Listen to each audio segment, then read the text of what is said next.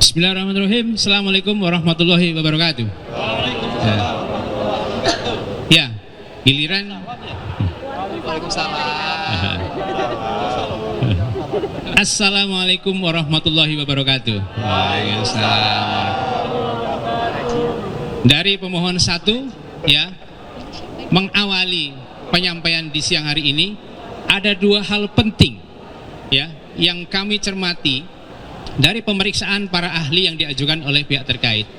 Pertama, kita simak apa reaksi Majelis Hakim Prof. Arief Hidayat ketika ada pendapat ahli yang menyatakan bahwa putusan Mahkamah Konstitusi itu seketika langsung harus dilaksanakan.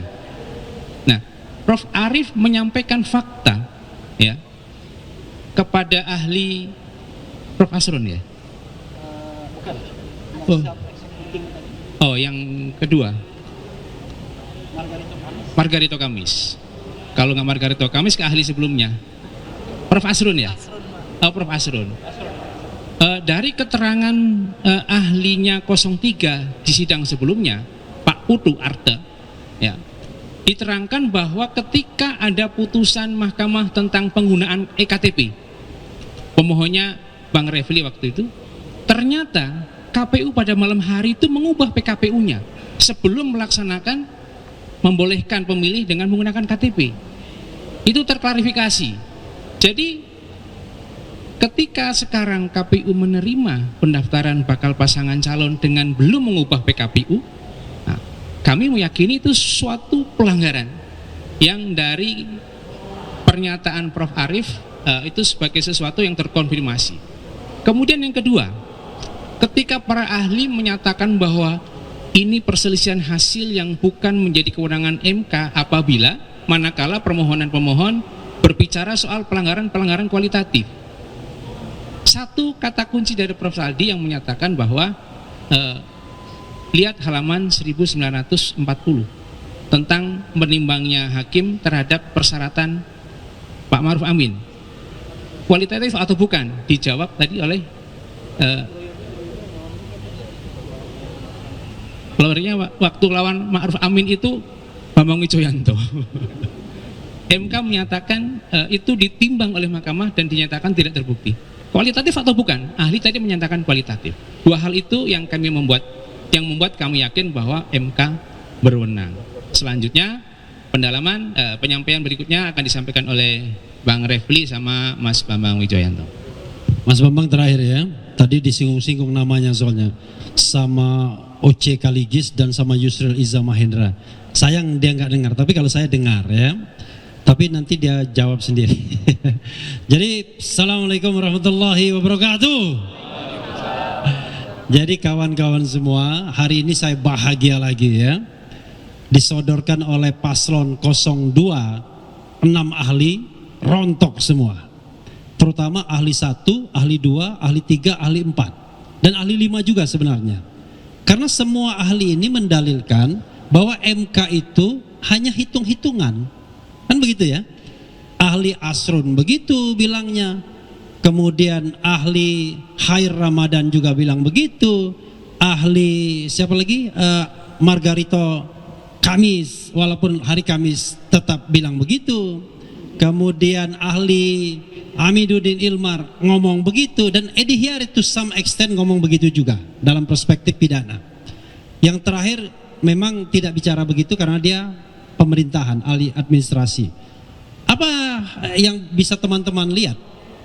Itu udah tertolak oleh pernyataan Hakim MK sendiri di persidangan, ya. Prof. Saldi mengatakan, coba lihat itu kualitatif atau kuantitatif? Kualitatif. Selesai sudah.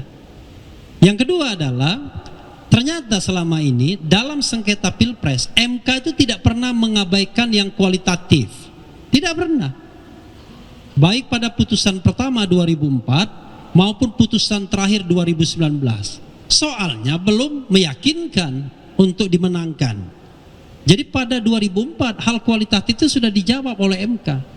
Jadi MK tidak terhalang untuk menyidangkan hal-hal yang sifatnya kualitatif kalau itu berkaitan dengan prinsip-prinsip pemilu yang luber dan jurdil.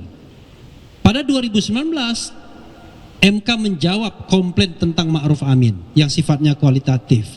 Makanya saya katakan dari 6 ahli ini sia-sia. Mudah-mudahan 6 ahli itu tidak dimarahi oleh paslon 02 ya.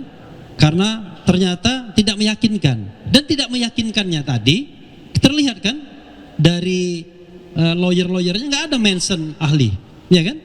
Yang di mention cuma wah kami membuat dalil-dalil dan lain sebagainya. Jadi mentionnya hari pertama saja, tapi tidak yang current terakhir ini. Nah itu menunjukkan mereka sendiri nggak happy dengan keterangan ahli yang ada. Ya, nah mudah-mudahan ini pertanda baik.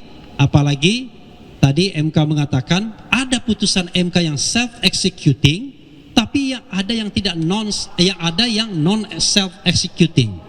Jadi tidak semua putusan MK itu harus berlaku dengan sendirinya. Karena kalau dalam putusan yang terkait dengan penetapan, itu bukan putusan Gibran sesungguhnya, ini kan putusan yang sifatnya umum. Dan KPU sudah berusaha untuk mengubah peraturannya dengan cara menyelundupkan ke Dirjen Perundang-undangan, tapi ditolak sama Dirjen ketika diungkapkan oleh saksi kita. Karena itu mudah-mudahan perkembangan terakhir ini makin menguatkan kita dan MK kembali ke hitonya sebagai the guardian of the constitution, pengawal konstitusi. Amin. Wassalamualaikum warahmatullahi wabarakatuh. Terima kasih Heru. Ada beberapa hal yang menarik. Mari kita bicara konten, jangan bicara gimmick. Karena yang diperlukan adalah perdebatan gagasan dan membangun argumen. Dari seluruh saksi yang dihadirkan oleh 02 pada hari ini, cari seorang ahli yang dihadirkan 02 atau pihak terkait pada hari ini, tidak ada satupun ahli yang mengcounter ahli kami yang berkaitan dengan bantuan sosial. Karena ahli yang ditampilkannya sama sekali tidak ada. Nggak ada. Ahli kami 3 orang itu mengkonfirmasi bahwa bantuan sosial itu mempunyai dampak besar terhadap elektoral. Ada 3 untuk menjelaskan sekaligus refreshing. 1, bila dilacak bantuan sosial Januari 2023 dan Januari 2024 ada perbedaan 400%. Bantuan sosial Januari cuma 3 triliun, sementara bantuan Januari 2024 itu hampir 12 triliun lebih. Yang kedua, ada beras yang dibeli dengan alasan bantuan ad hoc karena El Nino, kebutuhannya cuma 600.000 ton, tapi yang diimport itu 3 juta ton. Jadi lebih dari 500%. Dan dalam sepanjang sejarah menurut ahli Faisal Basri, harga beras pada saat itu harga beras tertinggi di Indonesia, di atas 20.000 atau 20.000. Itu argumen yang kedua. Argumen yang ketiga yang juga tidak bisa dikonter sampai hari ini, kunjungan Pak Jokowi ke beberapa tempat terkonfirmasi berkaitan dengan bansos dan konsolidasi pejabat daerah. Nah, mari saya memberi konteks karena tadi ada yang diplesetkan atau disesatkan soal kunjungan, soal penjabat daerah. Ini bagian yang kedua. Di Aceh benar banyak penjabat, tapi metode Pak Gubernur di sana atau penjabat kepala di sana itu dia mengintegrasikan muspida setempat. Jadi tidak satu-satu tuh. Ini yang saya dengar ya, berdasarkan beberapa informasi kok agak aneh di Aceh itu. Dan ternyata menggerakkan penjabat-penjabat di daerah itu tidak berhasil. Itu sebabnya penjabat gubernurnya dipecat. Itu yang terjadi. Mari kita bandingkan dengan DKI. DKI sampai saat ini tidak ada satu statement pun yang bisa mengcounter fakta yang kami ungkapkan di pengadilan bahwa penjabat DKI itu juga melakukan kecurangan dalam tanda petik karena memberikan bantuan sosial dengan goodie bag yang ada tanda calonnya. Jadi kami meyakini kalau saja penjabat di DKI itu tidak melakukan kegiatan-kegiatan yang melanggar, maka kemungkinan besar akan berbeda hasilnya. Itu contohnya. Nah, tidak pernah itu dibantah. Bansos di depan istana tidak pernah ada yang bantah. Jadi kalau dari dua hal ini saja, maka terkonfirmasi dalil kami nomor 1, nomor 4, 5, 6, 7. Jadi sekarang kita main dalil, jangan lapangan sepak bola digeser ke sini gitu kan.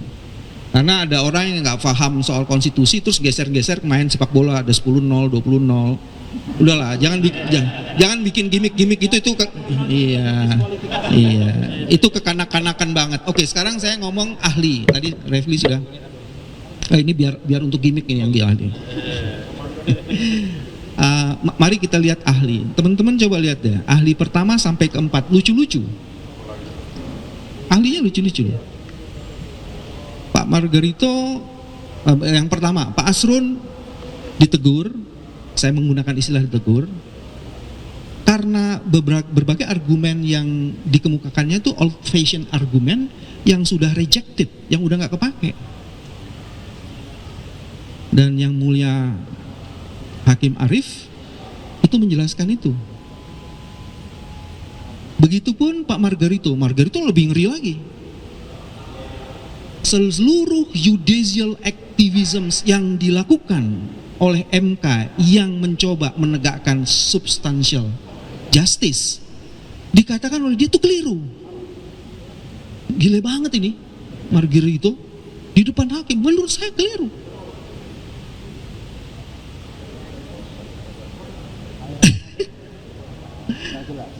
Khair Ramadan itu juga seperti itu. Dia banyak mengutip macam-macam, terus kemudian di-challenge oleh yang mulia Hakim Asrul Sani, berantakan juga. Jadi kalau saya lihat tadi gestur hakim, jarang sekali hakim bertanya dan mereka mempertanyakan seluruh argumen dari 4 ahli awal itu, dan semuanya tuh kemudian udah baca belum sih putusan Mahkamah Konstitusi. Jadi terima kasih 02, Anda telah memberikan saksi-saksi yang menguntungkan kami, dahsyat luar biasa. Terima kasih luar biasa. Nah, yang menarik adalah saksi yang terakhir serta ahli, maaf. Memang pantasnya saksi bukan ahli sih. Ahli yang terakhir ya. Yang terakhir itu berarti sebelum break. Beliau tidak bisa membantah sebenarnya politik kekuasaan patron klien yang bekerja dalam sistem politik kita. Yang dijawab itu hanya persoalan hukumnya. Kalau kekuasaan seperti sekarang ini, yang sebagian orang menyebutnya kerajaan, maka titah itu menjadi hukum. Dan itu tidak berhasil dijelaskan. Dan ketika ditelisik dengan putusan-putusan nomor 67, nomor 50, nomor 15 tentang MK, dan kita membandingkan bahwa peraturan pelaksana itu harus menginduk pada tata cara pembuatan undang-undang, dia juga tidak bisa jawab. Dia bilang itu bukan kompetensi kami. Yes, pengisian penjabat juga bermasalah. Jadi menurut kami hari ini, alhamdulillah 4 ahli yang diajukan menarik bagi kami. Saya nggak mau sebutnya terlalu lucu, cuman ya sudah kayak begitu. Tapi kami terhibur benar karena banyak pernyataan-pernyataan yang sebenarnya menguntungkan dan mengkonfirmasi dalil. Dan ini dikonfirmasi lagi, tadi siaran pers awal atau press conference awal menyentuh ahli nggak? Nggak ada kan? Nggak ada. Karena saya lihat gestur mukanya sendiri bersungut-sungut itu. Sementara coba lihat teman-teman nih, gesturnya para hakim itu juga ngelihat, saling berbisik-bisik ngelihat, terus ketawa-ketawa, ada yang geleng-geleng kepala. Kalau saya geleng-gelengnya dari tadi tuh, ini gila nih, keren banget nih, keren bagi kepentingan kita.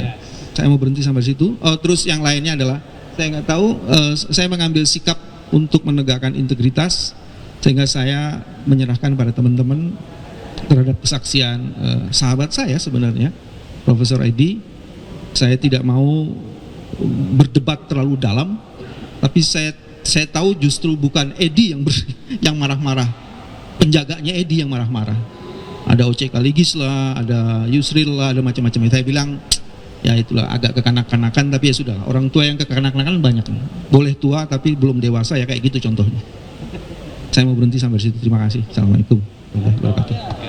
Waalaikumsalam. Jadi standing kami tadi nggak bertanya kepada Prof. Edi karena toleransi dengan Pak Bambang yang keberatan, dan yang penting karena ternyata kehadirannya belum ada izin. Jadi secara formal masih belum sah. Nanti kalau ketika kami menanyakan hal-hal yang belum sah standingnya di soal mengakui gitu ya. Kalau ada pertanyaan silakan, kalau cukup ya.